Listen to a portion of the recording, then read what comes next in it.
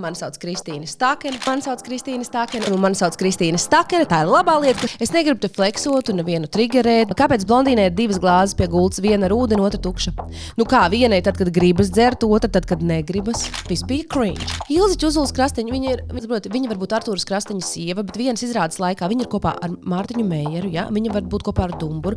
Viņa visu vārds, skibidī, tā kā aizņemt ar savu nenormāli svarīgo dzīvi. Un keik ir labi formēts dupsis, smuka pakaļa. Es tomēr esmu Sigma.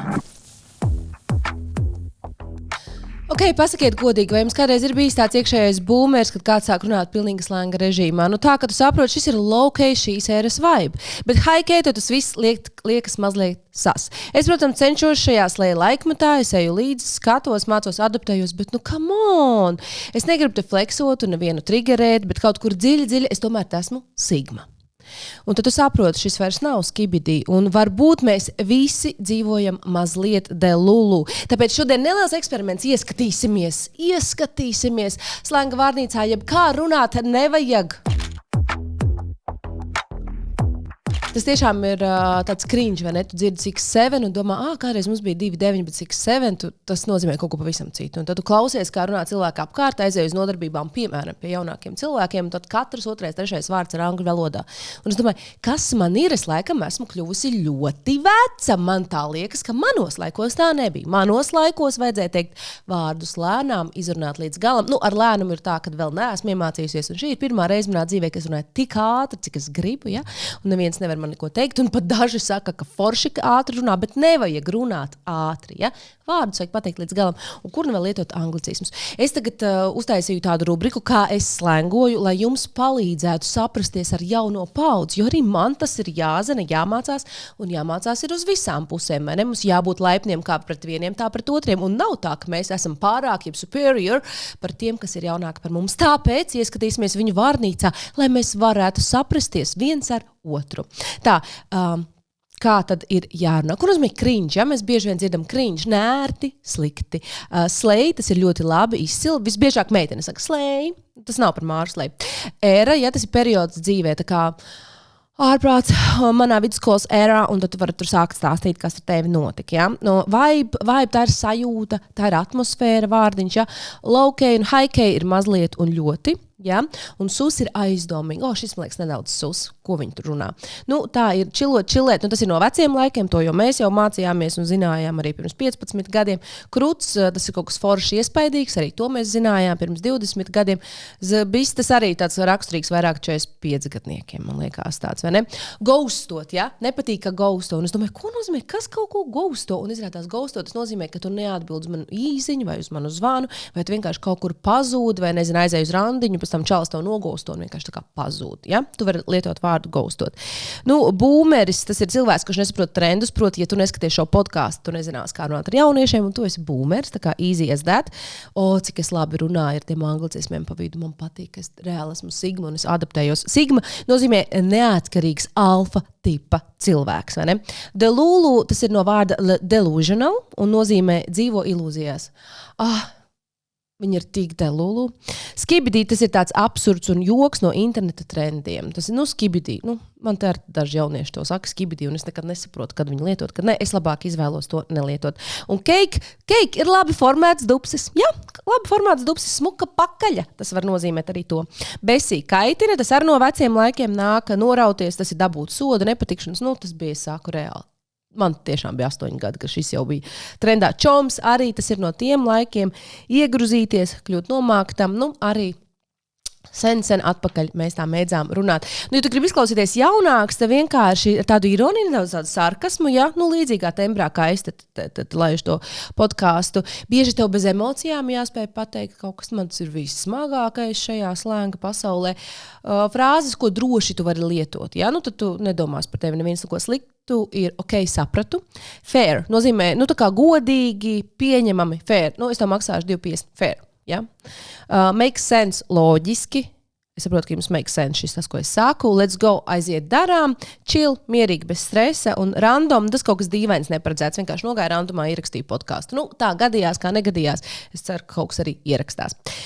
Populāri vārdi, ko lieto jaunieši, piemēram, ir šitais, ja? Nevis šis, bet šitais. Es lasu, man jau acis asaro, man sāp latvietība manī. Šitais ir low-key labs vibe. Ja? Nu, nevajag varbūt iet tik tālu uzreiz, un sapratīs, tas ir cringe, ko viņi mēģina, tā kā low-key cringe boomers, nu, uzreiz tevi noraksta, ja? Bet tu tā bišķi nepārdozē un saki, piemēram, nu, ko tu vari teikt? Nu, izdomā pats, es tev iedevu vārnīcas, tagad tu to lieto, un tagad tu vari būt kā high-key Sigma. Es ceru, ka jums patika. Ejam tālāk, nekur mēs neejam, mēs vienkārši te patiņās arī sēžam un sēžam tālāk un nonākam līdz kultūras sūklim sadaļai, kas ir visnormālākā šajā podkastā. Nu, es nezinu, man patīk visas sadaļas.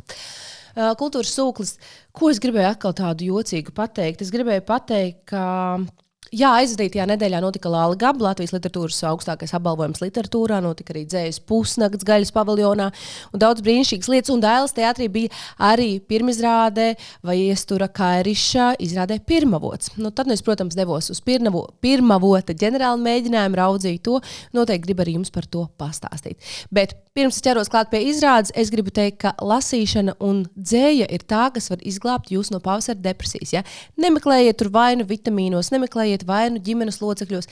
Vienkārši jums ir jāsaprot, ka reizēm ieiet grāmatnīcā, tas var nozīmēt ieiet svētnīcā, vai ne, kur tu kļūsti svabats no savām domām, raizēm, no tiem emociju vilcieniem un turbulencēm, kas notiek tavā dzīvē, vienkārši atver grāmatu un tu jau nokļūsti citā pasaulē.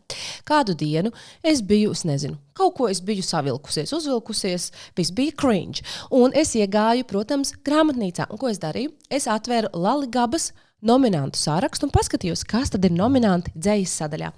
Uzreiz iztērēju 35 vai 37 eiro un nopirku 3 grāmatas. Ja? Dzēja mūsdienās nav tik dārga, bet tā ir ļoti svarīga un nozīmīga un mēģina parādīt šo pasauli un pašķetināt, kā saka, nepieredzētos veidos. Un es nopirku 3 grāmatas. Agnese Rutkeviča, Vientulības drošības noteikumi. Es nopirku Gaudu dzējoļus, tas, man liekas, ir 2. Marijas Luīzes Meļķes dzējas krājums. Un, lai būtu tāda dzimuma līdzsvars, Arti Ostrupu nopirku. Un kā es lasu dzēju un iesaku arī jums. Nu, dariet tā, nopērciet grāmatiņus, kaut kādas dzējoļu grāmatiņas. Varat, piemēram, māmiņu dzēju nopirkt, ja nāk māmiņu diena. Man vēl dažas grāmatiņas palikušas www.māmiņdzēja.lv, ieiet, nopērciet. Un, piemēram, tu sēdi, no rīta pamosties, sākam ar rītu. Tu no rīta pamosties, ja? Tev stāv jau grāmatiņu. Un tā kā tev nav daudz laika lasīt, tu esi tik aizņemts ar savu nenormāli svarīgo dzīvi un pienākumiem, bērniem, vīriem, vai arī nekā no tā tev nav, un tu esi aizņemts ar to, ka tev to vajag iegūt. Un tu vienkārši tā kā tev stāv grāmatiņa, dzējoļu grāmatiņa, un tev nevajag miljonus gadus, lai tu viņu paņemtu rokās un sāk lasīt. Tu vienkārši paņem grāmatu, kā es daru ar visām grāmatām. Es jautāju, mīļā grāmatiņa ar nosaukumu Patiesība. Ko tu gribi man pateikt? Un es veru vaļā uz pirmo, uz dullo. Un te stāv dzējolis, saucas Vīzija. Artis Ostrups, Vīzija. Gar acīm redzu, kā Dagdā vai Maspisānos, kad roboti jau iznīcinājuši latviešus tumsā un Lietū dūts milzīgs datu centrs. Tur mākslīgais intelekts angļu valodā bez ritma un atskaņām sacer sev dzēju. Starp serveriem neganti vaidēdams klīst Lijānas Langas spoks. Ja? 29. lapas pusē šāds dzējolis. Nu, man ļoti patika šī grāmatiņa, pilnīgi atšķirīga no abām divām iepriekšējām grāmatiņām, ko es tikko pieminēju, bet, lai mēs nobeigtu šo visu līdz galam, kā nākas, mēs ņemam nākamo grāmatiņu. Un tad tev, piemēram, otra grāmata ir mašīnā vai somā, ar kuru tikdienā pārvietojies, vai liec savus rimī maisiņus, vai ko nu vēl tur. Un tu vienkārši dzīvo tālāk dzīvi un dienas vidū nevis paņem telefonu, pasēdi Instagramā, TikTokā vai vēl kaut kur. Tu vienkārši tā kā, aizēju uz manikīru. Ja domājies, tu pārsteigts būs. Es reāli jūtu, kā es pārsteidzu cilvēks, vienkārši paņemot grāmatu rokās un sākot lasīt, piemēram, dzēju. Es arī manikīrē varu pateikt, zini, kā saki stop, un es viņai palasu dzējoļus.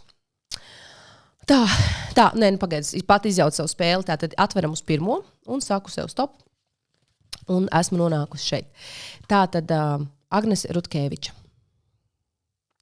Sniega. Iet sieviete sniegā. Sieviete sniega. Uz pleciem somu, uz somas Eifeļtornis. Sieviete iet un iet. Snieg un snieg.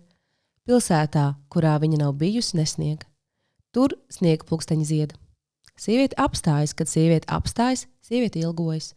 Pila lāsta, ka pēkšņi tik daudz ūdens. Kungs piedod mums mūsu ilgas, ja tās pieņemas spēkā. Es tiešām varu pavadīt un ienirt šajā grāmatā. Man ļoti patīk Agnes Rutkeviča. Es jums iesaku nopirkt šo grāmatu. Es zinu, ka tā vēl ir un dzeju, kā saka, maz pērkot, bet dzeju vajag pirkt daudz, jo dzeju tas nav daudz jālasa iepriekš iesācējiem, un otrs, tev pavērs pilnīgi tāda cita pasaule, cita dimensija savai dzīvei. Es biju atradusi vienu dzejoli, ko es ļoti gribēju jums nolasīt, bet es tā arī zināju, kad sākuši rakstīt to podcastu, dzejols no manis pazudīs. Paši meklēt savus dzejoļus. Un noslēgsim mēs šo kultūras sūkļa sadaļu par dzeju un literatūru ar Marijas Luīzes Meļķes Gaudu dzejoļiem. Pirmkārt, kompliments par nosaukumu. Otrs, man ļoti patīk, ka te ir sākumā uzrakstīts tāds teksts, kad lasu tos senos Ķīnas dzejniekus, es domāju, bāc, pirms 1000 gadiem kāds jutās tā, kā es šobrīd, un tagad, kad lasīju Gaudu dzejoļus, es domāju, bāc, kāds šobrīd jūtas tā, kā es jutos pirms 1000 gadiem. Un tiešām, man viņa ļoti patīk, es tev varu pateikt. Sala. Man patīk, kā sviedru lāses izspiežas uz sejas un nopila lejā pa kaklu, tad iepeld vannas ūdenī. Jūtos kā sveķojoša sala vairākus 100 gadu krunkainiem pirkstiem karstu un mutuļoju no iekšpuses. Daudzi domā, ka esmu vulkāns, bet patiesībā esmu sieviete, jūtoša, griboša un bezgala sena. Es gaidu savu sagrūšanu.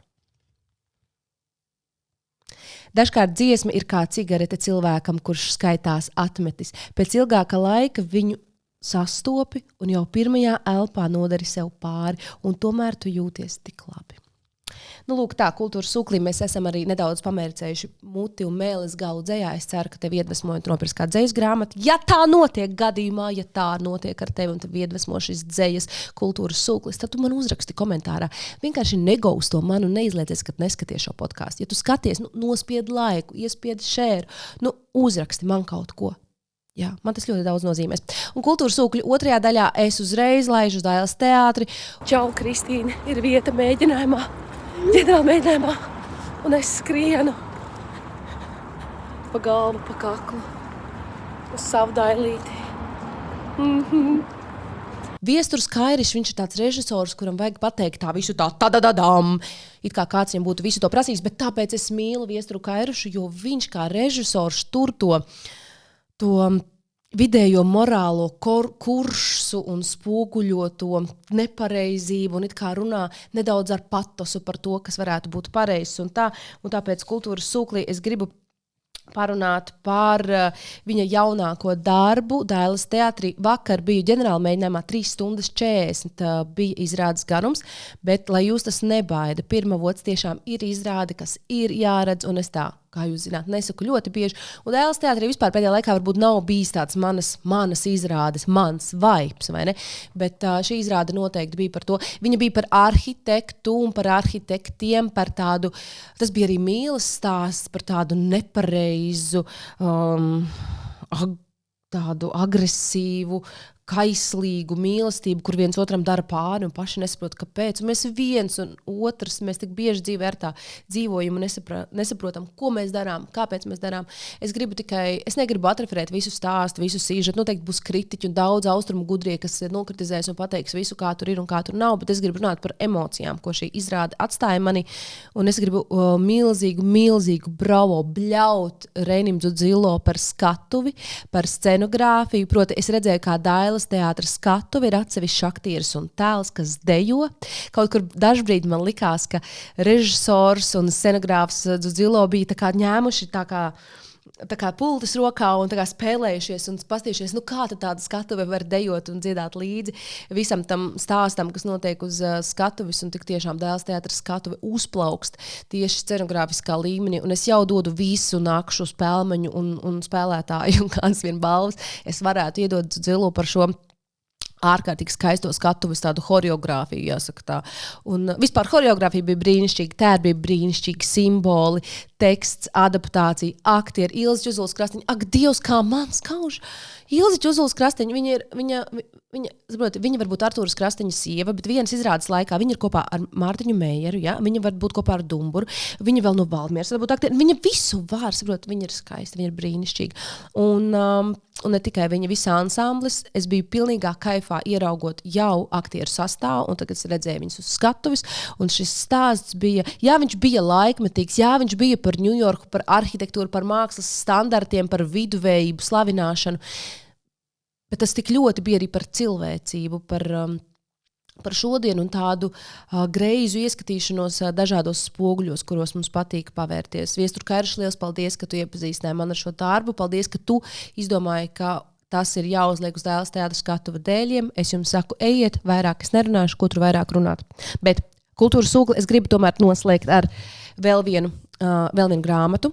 Melnā vilcene, tas ir Juans Gomes Jurado, viņam bija Sarkanā karaliene grāmata, kur es vienkārši norīju, ja? Iedomājies tāda grāmata, tas ir bies kaut kas, bet es viņu norīju. Un tas ir tāds foršs krimiķis, ja?